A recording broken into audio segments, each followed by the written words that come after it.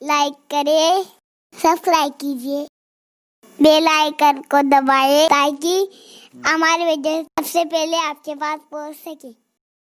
خوشحالی نصیب ہونے لگی تو ایک دن ازواج مطہرات نے بھی حضور اکرم صلی اللہ علیہ وآلہ وسلم کی بارگاہ میں سوال کیا کہ یا رسول اللہ ہمارے خرچے بھی بڑھا دے، ہمیں بھی خرچہ زیادہ ملے، اس لیے کہ کچھ فراوانی کے حالات پیدا ہو گئے ہیں۔ تو اللہ کے حبیب علیہ السلام نے ان سے فرمایا کہ اگر تم لوگ خوشحالی اور دولت کی فراوانی چاہتے ہو تو پھر ہمیں چھوڑ دو اور راحت اور سکون کی زندگی، اور اگر مال و دولت کی زندگی چاہتے ہو تو ہم سے علیحدگی اختیار کر لو تو تمہیں طلاق دے دیا جائے۔ اللہ اکبر۔ لیکن آقا کریم صلی اللہ علیہ وآلہ وسلم نے چونکہ انہیں زہد کی زندگی کی تعلیم حضور دینا چاہتے تھے اور ان کے ذریعے سے قیامت تک کے تمام مومنات کو پیغام دینا چاہتے تھے، تو آقا کریم رؤوف الرحیم صلی اللہ علیہ وآلہ وسلم نے جو ہے ازواج مطہرات سے فرمایا کہ آپ لوگ اگر دولت چاہتی ہے تو طلاق لے لیں، دنیا چاہتی ہے تو طلاق لے لیں، لیکن ساتھ ہی میں یہ بھی فرمایا مگر اس میں جلدی مت کرنا، آپ اپنے ماں باپ سے مشورہ کر لینا۔ چونکہ یہ گفتگو جو ہے وہ امہات المومنین میں حضرت عائشہ اور حضرت حفصہ سے ہو رہی تھی، کیونکہ ساری ازواج مطہرات کی قیادت یہ دونوں خواتین فرما رہی تھی، نمائندگی فرما رہی تھی۔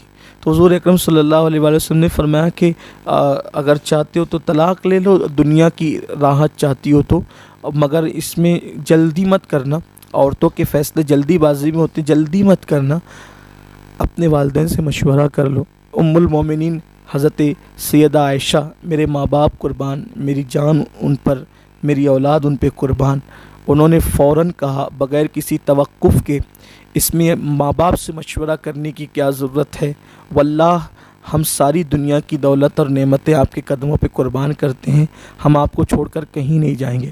اللہ تعالیٰ کو اپنے محبوب کی ازواج مطہرات کا یہ جواب اور ان کی ادا اتنی پسند آئی کہ پھر اللہ تعالیٰ نے فرمایا کہ محبوب اب یہی تمہارے نکاح میں رہے گی، اب ان کے بعد آپ کوئی اور عورت کو اپنے نکاح میں نہ لائیں۔ یہ ان کے جملے کی برکت تھی، یہ ان کی قربانی اور وفا کی برکت تھی کہ کہہ دیا گیا کہ اب یہ سب جو ہے وہ آپ ہی کے نکاح میں رہے گی، اور ایسے شان سے رہے گی کہ دنیا میں بھی یہ آپ کے نکاح میں ہے اور یہ جنت میں بھی آپ کے نکاح میں رہے گی۔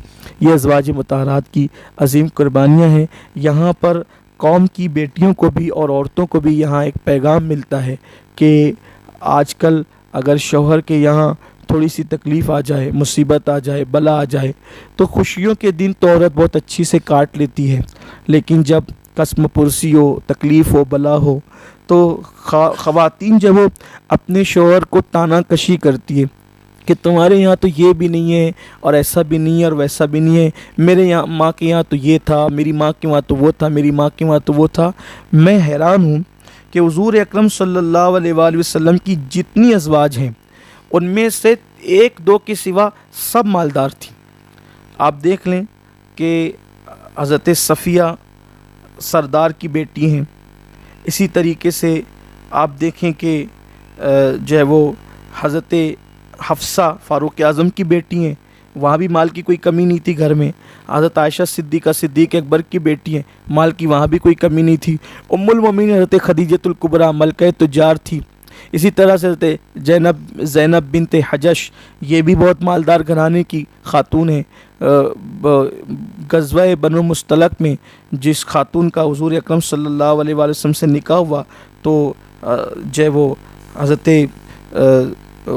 اللہ کے رسول صلی اللہ علیہ وآلہ وسلم نے جو نکاح فرمایا بنو مستلق کی اس خاتون سے، تو وہ بھی سردار کی بیٹی تھی۔ اس کی تفصیل انشاءاللہ تبارک و تعالیٰ آگے آ رہی ہے۔ سردار کی بیٹی ہونے کے باوجود، مالداروں کی بیٹیاں ہونے کے باوجود، ملکہ تجار سیدہ خدیجہ ہونے کے باوجود، ان خواتین نے اس طرح زندگیاں گزاری کہ ان کے گھروں میں مہینے مہینے بھر تک چولہا نہیں جلا، لیکن کبھی ماں باپ کو بھی خبر نہ ہونے دی، کبھی پڑوسی کو بھی خبر نہ ہونے دی۔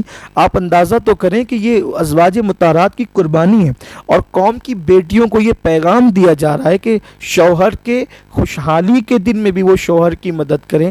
بہترین بیوی وہ ہے کہ خوشیوں میں بھی شوہر کے ساتھ خوش ہو اور غمی کے موقع پہ شوہر کو احساس نہ ہونے دیں، اس کی ساتھی بن کر کے زندگی گزاریں۔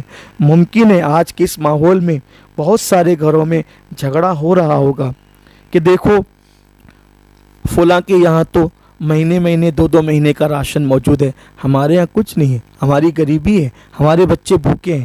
لیکن ایسے موقع پر میں کہنا چاہتا ہوں یہ اللہ کی تقسیم ہے۔ اللہ جسے چاہے مالدار کرے، اللہ جسے چاہے غریب کرے، اللہ جسے چاہے خوشحال کرے، اللہ جسے چاہے تنگ دست کرے، یہ اللہ کی تقسیم ہے۔ جس وقت فاقہ کشی کی نوبت آئے، جس وقت قسم پرسی کی نوبت آئے، اس وقت ہمیں رسول اللہ کے گھر کو یاد کر لینا چاہیے، جو سب سے چہیتی بیوی تھی ام المومنین حضرت خدیجہ کے بعد حضرت عائشہ صدیقہ۔ ان کا حجرہ اتنا مختصر تھا بظاہر کہ جب اللہ کے حبیب علیہ السلام نے پردہ فرمایا تو 10 لوگوں سے زیادہ اس کے اندر لوگوں کی سمائی نہیں تھی، یعنی صرف 10 لوگ چلے گئے تھے تو پورا حجرہ بھر گیا تھا۔ اور حجرے اتنے بظاہر چھت کے اعتبار سے چھوٹے تھے کہ جب کوئی بندہ کھڑے ہو کر کے ہاتھ اوپر کرتا تو حضور کی چھت، حضور علیہ السلام کے گھر کی چھت سے اس کا ہاتھ لگ جاتا۔ اور وہ چھت بھی کیسے تھے؟ وہ کھجور کی ٹہنیوں کے چھت تھے۔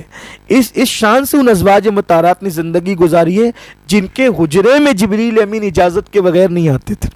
وہ مقدس حجرے جن پر پوری سورت نازل ہوئی ہے، سورہ حجرات، جن حجروں کی عظمت کو بیان کرنے کے لیے سورۃ الحجرات نازل ہوئی ہے، ان حجروں کا حال یہ تھا کہ 10 سے زیادہ لوگ اس میں بیٹھ نہیں سکتے تھے، اور ایک آدمی ہاتھ کھڑا کرتا تو اس کا حضور علیہ السلام کے گھر کی چھت کو چھو سکتا تھا۔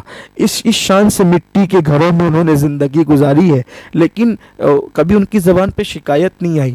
تو ازواج مطہرات کی زندگی میں ہماری خواتین کے لیے بھی بہت بڑا اسوہ ہے اور نمونہ ہے، اور ایسے موقع پر جو ہے وہ عورتوں کو چاہیے کہ صبر و شکر سے کام لیں اور واویلا نہ کریں۔ اس لیے کہ بس میں اپنی گفتگو ختم کرتا ہوں، خواتین اور مرد سب کی توجہ چاہتا ہوں کہ یہ دن واقعی بڑے امت کے لیے، قوم کے لیے، ہر انسان کے لیے بڑے کٹھن دن ہے۔ جو لوگ کے گھر میں کھانا ہے ان کے لیے بھی، جن کے گھر میں دولت ہے ان کے لیے بھی، اور جن کے گھر میں دولت نہیں ہے ان کے لیے بھی لاک ڈاؤن کی صورت میں بڑے عجیب دن ہے۔ پوری دنیا میں سب مذہب کے لوگ، ہر مسلک کے لوگ، ساری انسانیت سسک رہی ہے۔ ایسے موقع پر لوگ مایوس ہوتے ہیں۔ میں ان کی مایوسی ایک جملے میں دور کرنا چاہتا ہوں، یہ کہہ کر کہ اللہ پر توکل کیجئے، بھروسہ کیجئے، اللہ کریم ہے اور دن ہمیشہ یکساں نہیں رہتے۔ ایک دن محمود غزنوی نے ایاز سے کہا، ایاز مجھے ایک انگوٹھی لا دو، اور اس انگوٹھی پر ایک جملہ لکھ دینا کہ جس کو میں خوشی میں دیکھوں تو غمگین ہو جاؤں، یعنی خوشی میں دیکھوں تو میری خوشی چلی جائے، اور اگر میں غم میں دیکھوں تو میرا غم بھی چلا جائے۔ جملہ ایک ہو، خوشی میں دیکھوں تو خوشی چلی جائے اور غم میں دیکھوں غم چلا جائے، لیکن جملہ ایک ہی رہنا چاہیے۔ میری انگوٹھی پہ لکھا دو۔ ایاز گئے، ہوشیار تھا، اللہ تعالیٰ ان کے مزار پہ بھی رحمت فرمائے۔ ایاز نے اس انگوٹھی کے نگینے پہ ایک جملہ لکھا، یہ دن بھی گزر جائے گا، اور وہ لا کر کے دے دیا۔ محمود دیکھ کر بہت خوش ہوئے، اس لیے کہ خوشیوں میں جب دیکھا جائے یہ دن بھی گزر جائے گا تو خوشیوں کا بہت زیادہ احساس نہیں ہوگا، اور غم میں دیکھا جائے یہ دن بھی گزر جائے گا تو غم کا احساس نہیں ہوگا۔ لاک ڈاؤن سے پریشان لوگوں سے میں کہنا چاہتا ہوں، بس اتنا اللہ پہ توکل کر کے جب بھی کوئی تکلیف آئے تو اتنا سوچ لینا یہ دن بھی گزر جائے گا انشاءاللہ تبارک و تعالیٰ، اور اللہ تعالیٰ غموں کا ازالہ فرمائے گا۔ اللہ ہم سب کا حامی و ناصر ہو، اللہ تعالیٰ ہم سب کے حال پر رحم و کرم فرمائے۔ کمنٹ شیئر ضرور کریے۔